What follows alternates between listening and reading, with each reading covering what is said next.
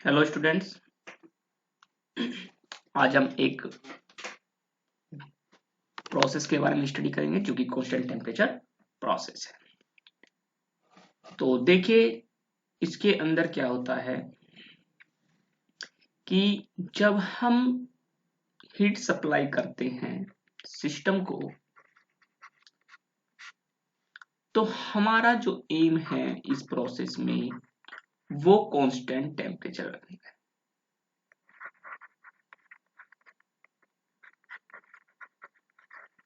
Constant temperature को रखना है।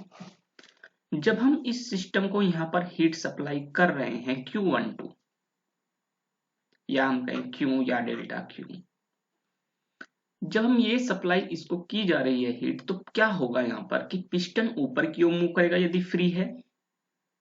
यदि पिस्टन हमारा फ्री है मूव करने के लिए तो ऊपर की तरफ मूव करेगा। तो जब हम इसको हीट अप करेंगे तो हमें पता है कि P जो कि प्रेशर है वो भी राइज करेगा, T वो भी राइज करने की कोशिश करेगा और V वो भी राइज करने की कोशिश करेगा।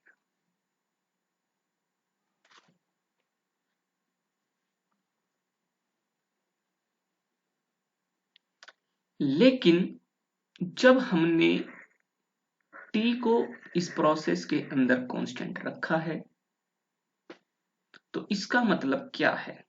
तो देखिए सबसे पहले हम इसकी एनर्जी एनालिसिस कर लेते हैं और फिर धीरे धीरे हम इसके प्रोसेस को स्टडी करेंगे।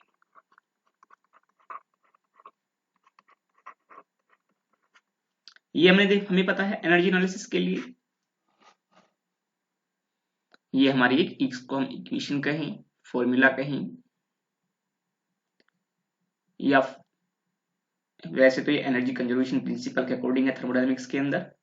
तो चलिए इसके अकॉर्डिंग हम बात करते हैं। तो सबसे पहले बात हमने क्या देखी थी कि जब भी हम डेल्टा यू की बात करते हैं, यहां पर आप एक चीज को यहां याद रखना है आपको कि डेल्टा यू ये कंप्लीटली टेम्परेचर पे डिपेंड होती है। टेम्परेचर चेंज पर डिपेंड करती है। इसका जो चेंज है वो टेम्परेचर चेंज पर डिपेंड करता है, क्योंकि यहां पर हमने टेम्परेचर को कांस्टेंट मेंटेन किया है। तो सिंपल सी बात है कि डेल्टा यू जो है हमारी वो इक्वल टू 0 होने वाली है।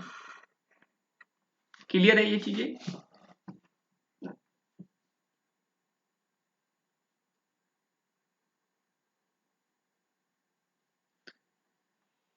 क्लियर है कि डेल्टा यू इसके अंदर 0 होना चाहिए। क्यों?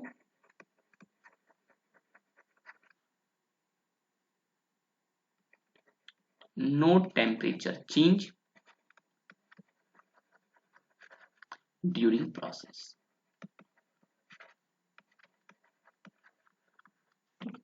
मींस क्योंकि ये एक आइसोथर्मल प्रोसेस है, कांस्टेंट टेम्परेचर प्रोसेस है,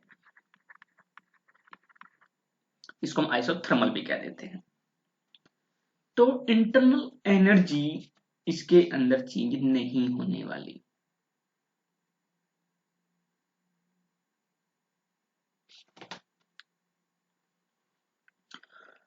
तो क्या होगा? तो क्या होगा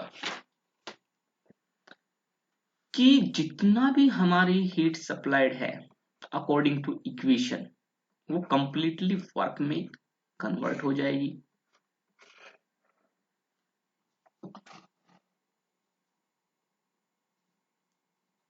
जितनी भी हीट सप्लाई हम देंगे वो कंप्लीटली वर्क में कन्वर्ट हो जाएगी। तो इसका मतलब यदि हम लॉजिकली देखें तो सबसे बेस्ट प्रोसेस तो यही हो गया वर्क आउटपुट के मामले में। क्योंकि हमें चाहिए भी क्या, एम हमारी क्या रहती है, एम ही हमारी W12 रहती है और वेस्ट भी नहीं हो रही है, no waste of heat.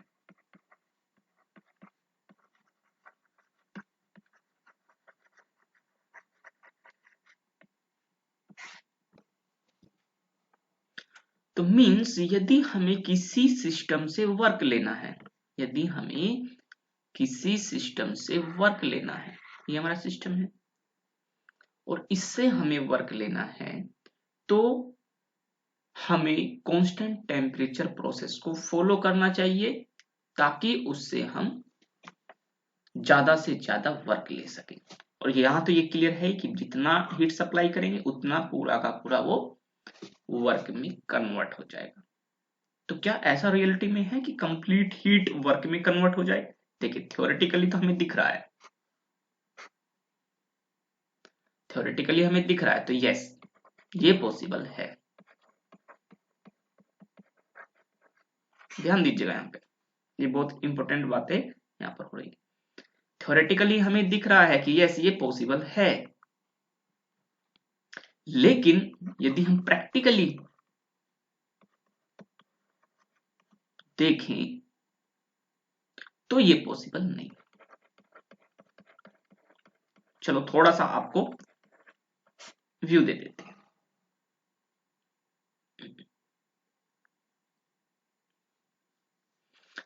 Suppose करो सिस्टम जिसके अंदर है सिलेंडर और पिस्टन यहां पर है, कुछ अमाउंट ऑफ हीट पिस्टन भी एब्जॉर्ब कर लेता है, कुछ अमाउंट ऑफ हीट सिलेंडर की ये जो वॉल है ये भी एब्जॉर्ब कर लेती हैं और कुछ हीट डिसिपेट भी होती है इनके थ्रू, वॉल के थ्रू हीट डिसिपेट होती है। तो कंप्लीट प्रैक्टिकली ये कंप्लीट कन्वर्जन नहीं होता, लेकिन थ्योरेटिकली तो इससे बेस्ट प्रोसेस है नहीं, इससे बेस्ट।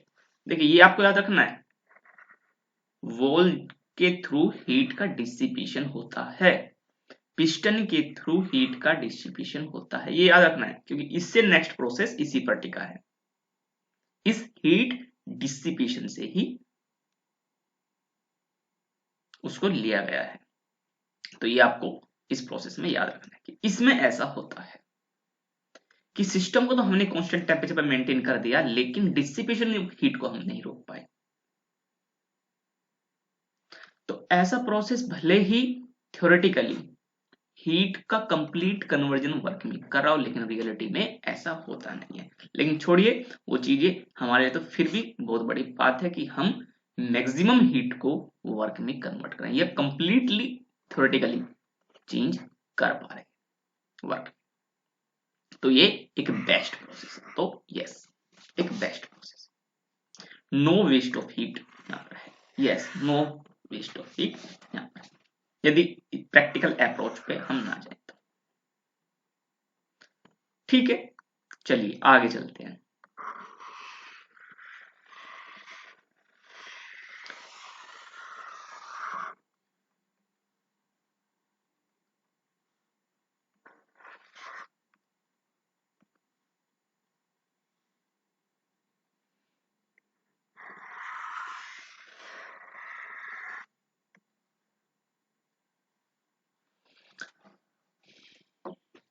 तो जब इस प्रोसेस को रन किया गया, जब इस प्रोसेस को रन किया गया प्रैक्टिकली, तो क्या देखने को मिला? यहां हमें देखने को मिला कि P inversely proportional to V होता है।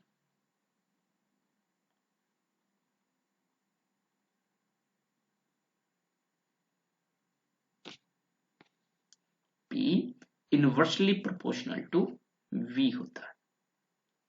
तो इसको यदि हम प्रोपोर्शनलिटी साइन को एलिमिनेट करें तो ये हमारा PV is equal to constant, clear है, ये हो जाएगा, या हम कहें P1 V1 equal to P2 V2 equal to constant. ये हमारी स्टेट 1 और ये हमारी स्टेट 2, ठीक है, जहां पर हमारे P1 pressure V1 volume, T1 temperature. यहाँ पर P2 V2 T2 pressure, volume, temperature. लेकिन T1 जो T1 है वो इक्वल टू T। क्यों? क्योंकि ये एक कांस्टेंट टेम्परेचर प्रोसेस है।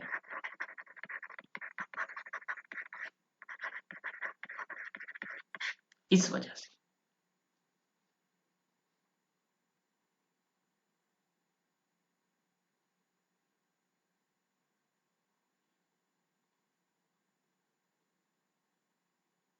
तो जो हीट सप्लाइड है, अब यदि हम देखें कि हीट सप्लाइड वो किसके इक्वल है? वर्क।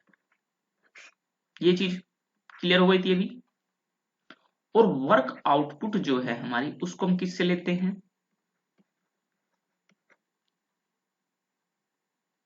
पीडीवी से। पीडीवी। और इसके अंदर जो पीडीवी होगा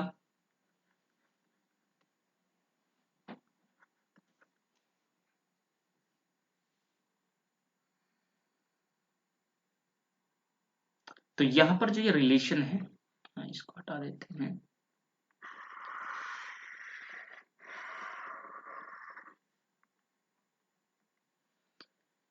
यहां पर जो ये रिलेशन बनता है वो क्या बनता है? P V to the power 1 equal to constant, या हम क्या कहें, P is equal to constant upon में V।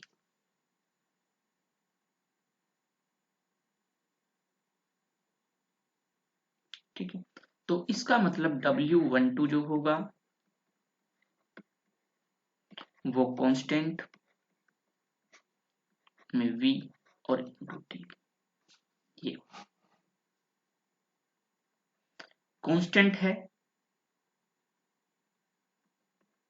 बाहर आ जाएगा,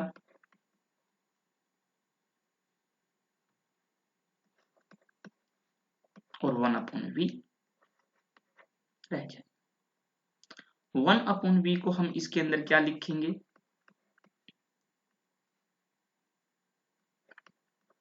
इन V2 अपॉन V1 इंटीग्रल फॉर्मूले के अकॉर्डिंग, यही तो होगा।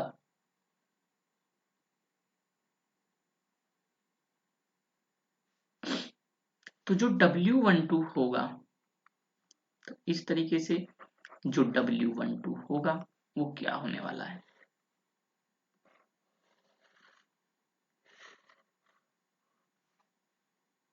वो होने वाला है, इस कांस्टेंट को हम क्या लिख सकते हैं, हमने पहले पढ़ा है, P1 V1 या P2 V2।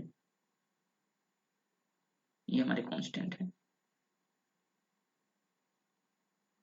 तो ये हमारा P1 V1 इन, इसको as it is V2 upon V, ये हमारा वर्क आउटपुट का फॉर्मूला बन जाता है।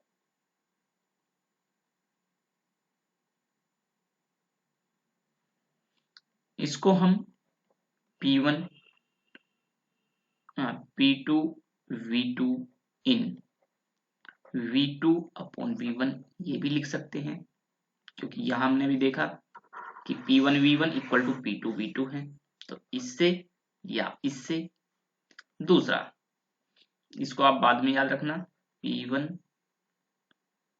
P2 V2 इन P1 अपॉन P2, एक ये भी फॉर्मूला बन जाता है वर्क आउटपुट का। ये एक रिलेशन है V2 अपॉन V1 और P1 अपॉन P2 के बीच में। तो V2 अपॉन V1 इस प्रोसेस में P1 अपॉन P2 के इक्वल होगा। कैसे होगा? P1 V1 equal to P2 V2, तो V2 अपॉन V1 तो P1 अपॉन P2। ठीक है, क्योंकि ये आपस में बराबर होते हैं। तो V2 अपॉन V1 की जगह हम P1 अपॉन P2 पुट कर सकते हैं, वही हमने किया है, सिंपल। तो अब इसमें कुछ बेसिक चीजें हैं जो आपको याद रखनी है। तो सबसे पहले तो बात, ये जो P inverse proportional to V आया, ये कैसे आया है? ये ऐसे आया कि हमने ऑलरेडी ग्राफ को स्टडी किया था जब हम मैथमेटिकल टच में थे, तो वहां हमने देखा था कि ये इस तरीके की फॉर्मेशन से ग्राफ जो है ये जो बना है वो इस इक्वेशन को सेटिस्फाई करता है। और जब हमने कांस्टेंट टेम्परेचर प्रोसेस को देखा तो ग्राफ इसी फॉर्मेशन का हमें बनता हुआ दिखाई दिया जब हमने P और V के बीच में ग्राफ को ड्रॉ किया है।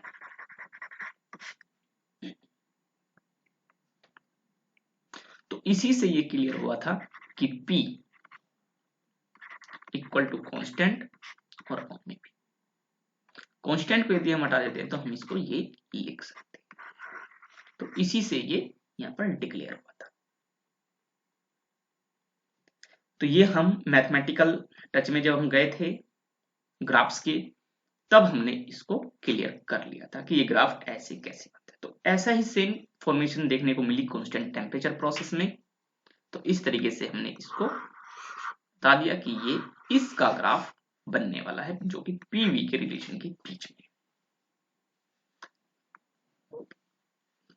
चलिए इस पर एक छोटी सी और अप्रोच है, उसको भी आप जान लीजिए।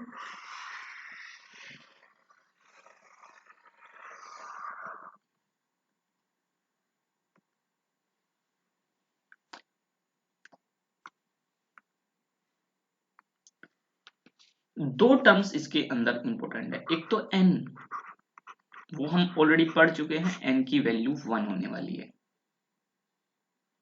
एक है Cv, ये है नहीं, कांस्टेंट वॉल्यूम प्रोसेस ये है नहीं। Cp भी ये नहीं है, कांस्टेंट प्रेशर भी नहीं, तो कांस्टेंट टेम्परेचर है। तो स्पेसिफिक हीट इस प्रोसेस के टाइम में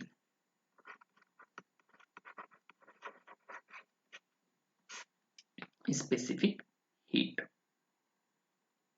तो हमने पढ़ा था स्पेसिफिक हीट क्या है कि 1 डिग्री राइज करने के लिए किसी सिस्टम के टेम्परेचर को जो रिक्वायर्ड अमाउंट ऑफ हीट होता है वो उसकी स्पेसिफिक हीट होती है। वो भी कब? किसी प्रोसेस के दौरान, ड्यूरिंग ए प्रोसेस, राइट। यहां पर प्रोसेस का एग्जीक्यूशन हुआ है,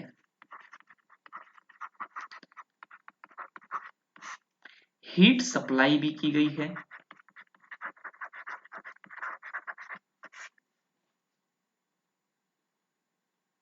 लेकिन सिस्टम का टेम्परेचर राइज नहीं हुआ।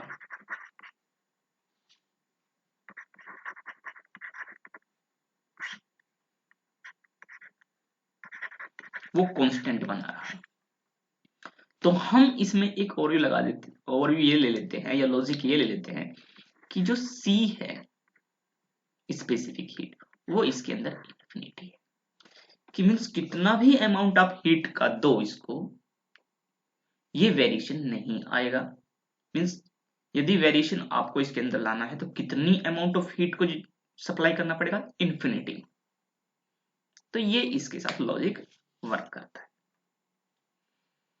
क्योंकि टेम्परेचर चेंज इस प्रोसेस में होता है। तो C को हम इन्फिनिटी से कह देते हैं कि इतनी हमें रिक्वायरमेंट होगी इस प्रोसेस के लिए सिस्टम को सप्लाई करने।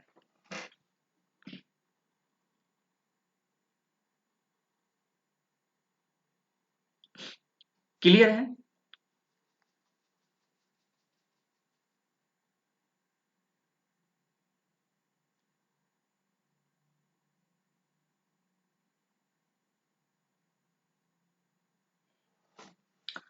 दूसरा, ये जो हमें बताया जा रहा है कि P is equal to constant upon में V, तो ये यहां पे ये इंफॉर्मेशन दे रहा है कि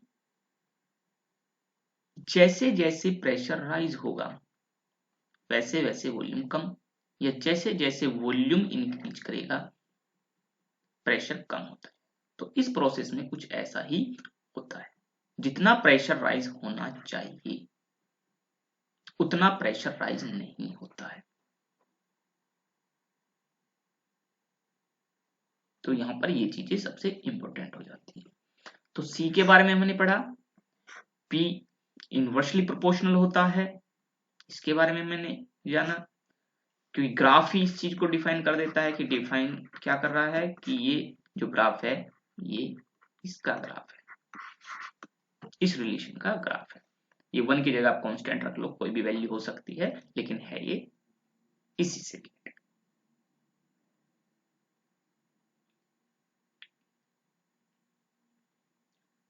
तो ये चीज यहां पर क्लियर हो जाती है। इससे जो नेक्स्ट प्रोसेस हमारा आता है वो हमारा आइडियाबैटिक प्रोसेस होगा।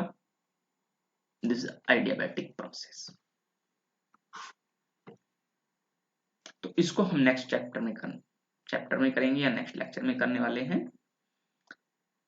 तो अभी के लिए सिर्फ इतना ही। Okay, thank you.